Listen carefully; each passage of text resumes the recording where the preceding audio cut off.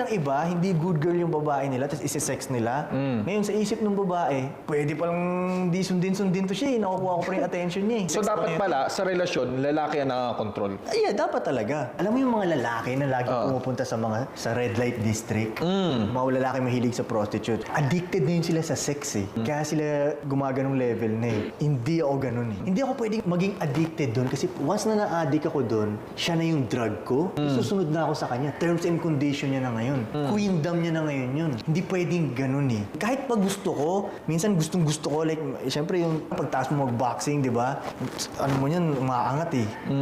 Pero kung hindi pa oras, hindi kailangan ibigay. Kung hindi good girl, hindi mo ibibigay. Ang mali ng iba, hindi good girl yung babae nila, tapos isi-sex nila.